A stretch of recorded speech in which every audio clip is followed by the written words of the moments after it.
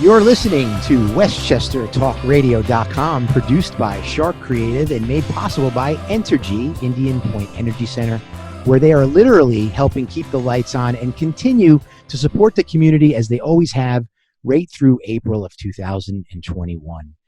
Well, today we have isolation therapy. This is episode 28, and I have two amazing entrepreneurs with us, Ian and Margaret Wishingrad. Ian and Margaret, welcome. Hey. Thank you. It's nice to see you. They are the co-founders of a company called Three Wishes. They like to say, start your day with three wishes. It's a high protein, low sugar, grain-free cereal. They say it tastes incredible, and it's not loaded with sugar, and you can pack in the protein without even cracking an egg. Well, guys, I have to say, I really admire your entrepreneurship, something I certainly relate to. And I'm fascinated by your story. I did come across your story through the local paper. And I also noticed a clip on, I think it was on Fox. And I would love to just hear from you. First of all, how are you both doing? Husband and wife, you have a young son. And we're going to get into a little bit about the inspiration behind the business. But I'd like to ask how you're doing. How are you doing right now? How are you feeling with the pandemic and how that's impacted you? Yeah, so I think generally we look for the silver lining in things. And so for us, as long as we're healthy and here to tell our stories, everything's great. And then we've just pivoted in our business and just continue to grow that. So I think it's just make the best of every day for us. Yeah, I agree with you. We're always using the phrase silver linings. I feel like we might be using it an awful lot, but because there are silver linings, and in these difficult times, you do have to find them. But we also find amazing innovation comes from when your back's up against the wall a little bit. And I'd love to hear a little bit about the inspiration behind Three Wishes. Tell us, first of all, how you came up with the name and how did you get involved in, packaging cereal? Yeah, so to start with the name, our last name is Wishingrad. There are the three of us. And so we took the Wishingrad, made it wishes, and three of us were three wishes. And we thought it was really fun and something really bright and positive. And then we had three health claims that were really important to us and especially to cereal, which was cereal's been low protein, sugar filled, and just made of crappy grains its entire history. And so we thought that would be great to revolutionize that. And we went high protein, low sugar, and grain free, and totally disrupted how people consume cereal forever. And it's also packaged differently, right? I've just put up behind me, you got the cinnamon, the honey, the unsweetened. And for our listeners out there, by the way, I did order some of your honey flavored. And it hasn't arrived yet, but I can't wait to talk about it. And I happen to love cereal, big fan of cereal. I mentioned to Ian earlier before we got on the recording here that growing up, I grew up in, my father was a health teacher. So as much as I loved the taste of the sugar cereals, I think we were a little bit ahead of the game back then, and we had the healthiest versions of cereal in the house. So that meant anytime I got a chance to go to a friend's house or somewhere else where they had the characters selling you those sugar cereals, I certainly dove in, and I always loved them. I loved the taste of them. And, to this day, I would love the taste of them. But I know that there are much better healthy options out there. And with a young family, my wife and I, certainly choose the healthy choices for cereal. And I'm so glad there's another option out there. So I can't wait personally to taste it and share my thoughts on that. Tell us a little bit about the packaging and what's involved with how you go about that. I know you have somewhat of a whimsical brand, and can you get into it for our listeners on what that's all about and how you derived at some of that too? Yeah, I mean, quickly before. And what are the challenges, by the way? Oh, there's got to be a lot of challenges when it comes to consumer packaged goods coming to the market. I think this will help tie it together a little bit. So quickly, I forgot to give you the backstory. So I gave you the name, but why we created it. So Ian and I come from an advertising brand building background and have had the great fortune of working with a ton of different cool brands and companies. And when I became a mom, kind of the same scenario, like back against the wall, you find a solution. And so issues as parents, you identify them in a way that you've never seen before. And so for me, I was on a big mission to feed my kid healthier foods. And one of the recommendations was cereal. And it kind of triggered like oh my God, cereal, I haven't had it because it's just not good for you. And so it was a really great opportunity in my mind to create our own brand with an innovative product that tasted like cereal, but was made from different ingredients, and just took a really new approach. And then from that, we went on and built the brand. And I'll let you kind of hop in on the branding part. And so when we're trying to build a brand, I'm sure we've all walked down the cereal aisle. There's no shortage of colors and characters and designs, and you're always trying to find a way to stick out. And so we were trying so many things that were so loud and stuck out, but then you realize it's not just sticking out.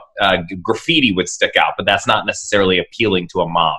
So it was an extremely difficult exercise for us to find the way to create a feeling.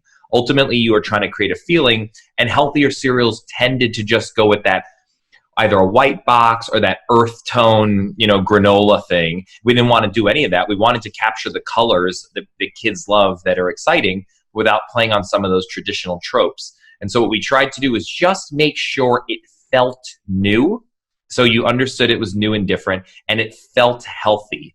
And so part of that was to look new. You can't have a bowl of cereal with milk splashing. That's just the convention. So we wanted to just not go there. But if you start taking the food off entirely, you look like a piece of software. So it was a very fine line finding a way to create newness and friendliness and not trying to be too young or too old. And it was a very, very difficult exercise, and you're trying to find a way to communicate. So it took us about 1.5 years of names and packaging and tries. It was really much harder than we anticipated. Amazing. I mean, a lot goes into the branding, and certainly you're well versed in how to come up with a brand, and going through that process must have been very trying, but here you are. Now you have it. You have this great brand. Let's talk about what you've had to do through COVID. And I know that you've had some success with getting your brand out into certain stores. And now from what I understand, you were about to do some sampling. So tell our audience a little bit about what you had to do to navigate through that, and what did you do for sampling recently that you never would have expected that you would have had to do?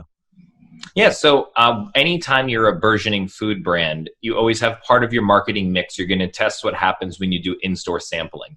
And for a product like ours with ingredients that are listed, chickpea, pea protein, tapioca, these are not ingredients that people will tend to trust are going to taste good. They believe that you can make a healthy cereal. They believe you can make a low-sugar cereal. They don't believe it could taste that good. And so for us, it was a really good return on investment, because I would stand in stores and we would hire people in LA and New York, everywhere, to stand in stores, and people would go, "Oh my, that's really good."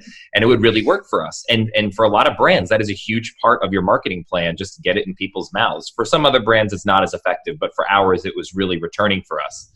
And so obviously the first thing that happens is people shut down any sort of sampling, nor would anyone want to come up to a stranger in a store and take a sample of anything.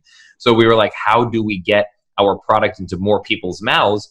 And our current manufacturing capacity does not allow us to make little sample cups that we could just send to America, which would be killer.